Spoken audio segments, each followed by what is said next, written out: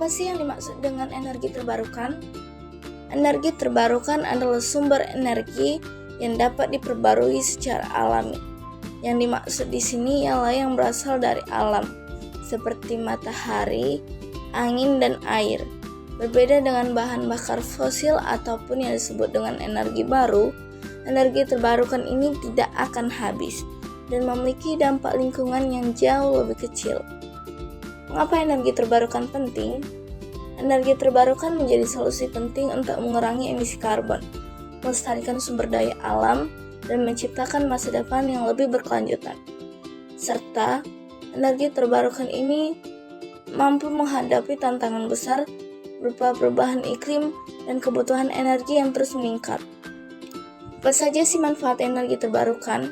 Energi terbarukan memiliki banyak manfaat, termasuk mengurangi emisi gas rumah kaca, meningkatkan kualitas udara, dan mengurangi ketergantungan pada bahan bakar fosil. Jenis energi terbarukan cahaya matahari. Energi matahari merupakan energi yang dihasilkan dari pancaran panas sinar matahari, atau bisa disebut juga sebagai energi panas, sebagai salah satu sumber energi yang paling besar di muka bumi. Sinar panas matahari mampu menunjang keberlangsungan hidup seluruh makhluk hidup.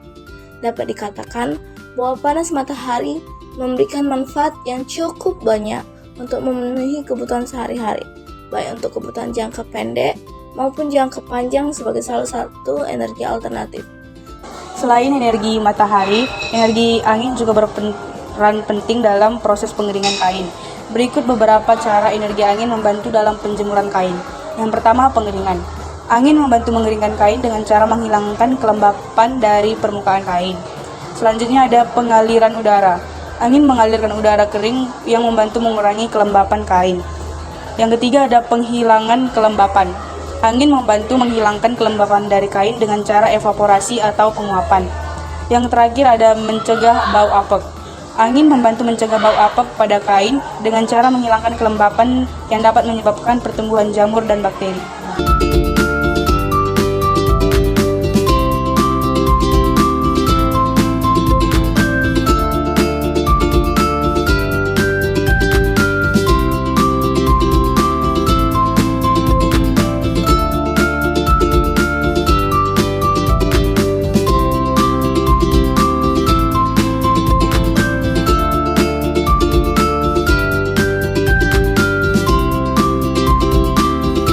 Sebagai contoh yang kami ambil di sini ialah menjemur kain. Menjemur kain menggunakan cahaya matahari, yang dimana cahaya matahari mampu mengeringkan kain yang basah menjadi kering. Kemudian kita masuk ke contoh yang kedua, yaitu peran energi matahari dan energi air dalam proses pembuatan toge. Energi matahari juga berperan penting dalam proses fotosintesis. Fotosintesis adalah proses biokimia yang terjadi pada tumbuhan, alga, dan beberapa jenis bakteri yang mengubah energi cahaya matahari menjadi energi kimia dalam bentuk glukosa atau gula.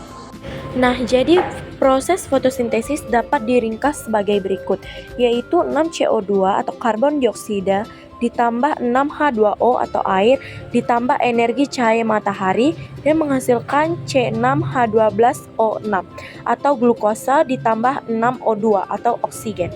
Energi matahari yang diterima oleh klorofil atau pigmen hijau pada tumbuhan digunakan untuk mengaktifkan reaksi kimia yang mengubah karbon dioksida dan air menjadi glukosa dan oksigen. Selanjutnya adalah energi air. Air juga berperan penting dalam proses perkecambahan biji pada toge. Berikut adalah beberapa peran penting air dalam proses fotosintesis. Yang pertama, sebagai sumber hidrogen.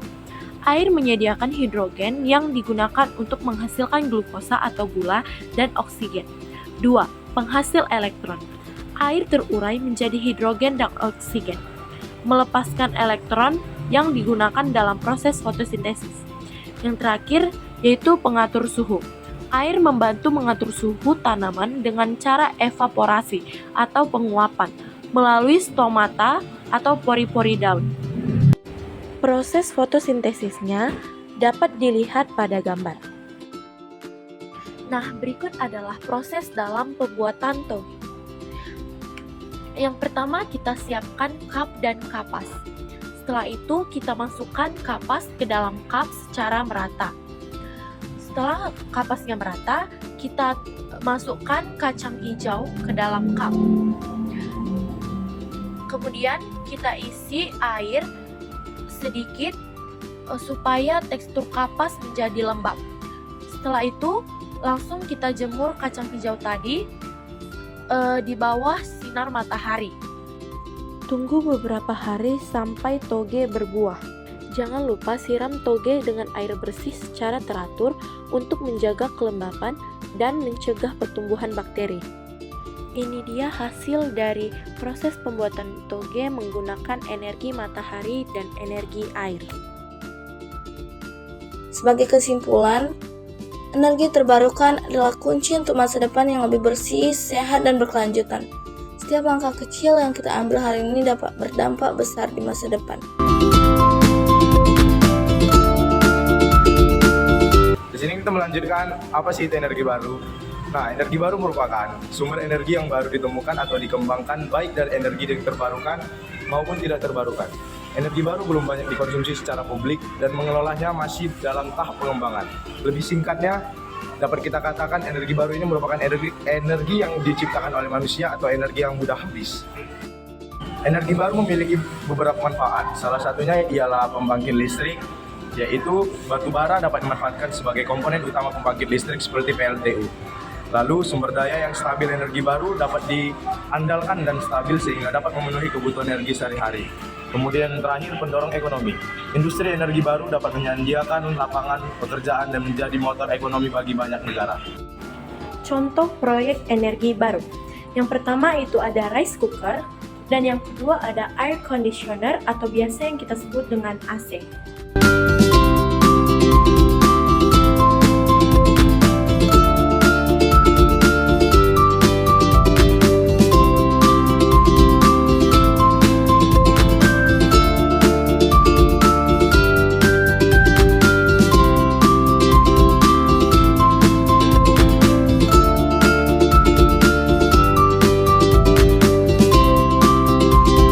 Kemudian kita masukkan beras yang telah kita cuci bersih tadi ke dalam magicom.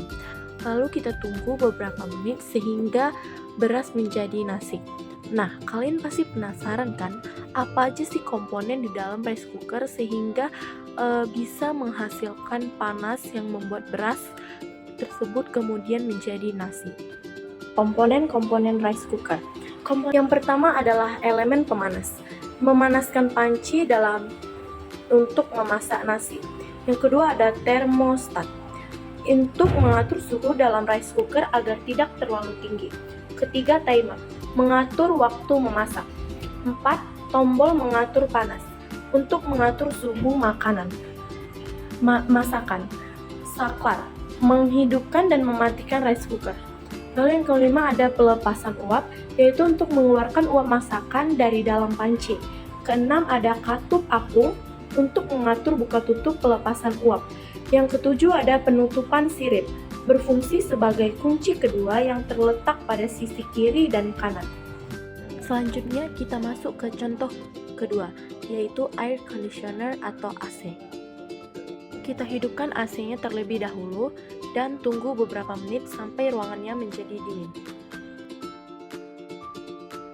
Setelah beberapa menit, ruangan sekarang sudah menjadi dingin. Nah, kira-kira komponen apa yang terdapat di dalam AC sehingga dapat mendinginkan ruangan? Komponen-komponen air conditioner atau yang dapat kita sebut sebagai AC.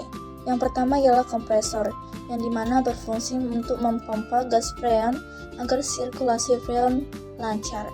Yang kedua, kondensor, yang dimana berfungsi mengubah wujud refrigeran dari gas menjadi cair dan menurunkan suhunya. 3. Evaporator, yang dimana berfungsi untuk menyerap panas dari udara di ruangan, sehingga berubah kembali menjadi gas dan ruangan pun menjadi dingin.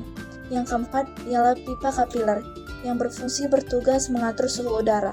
Yang kelima, blower atau fan, yang dimana berfungsi untuk menghembuskan udara dingin yang diproduksi AC ke dalam ruangan. Yang keenam, refrigeran atau fan, yang dimana berkaitan dengan kompresor dan kondensor, yang berperan sebagai refrigeran. Yang ketujuh ialah dryer filter, yang dimana berfungsi untuk menampung gas freon yang sudah dicairkan di kondensor.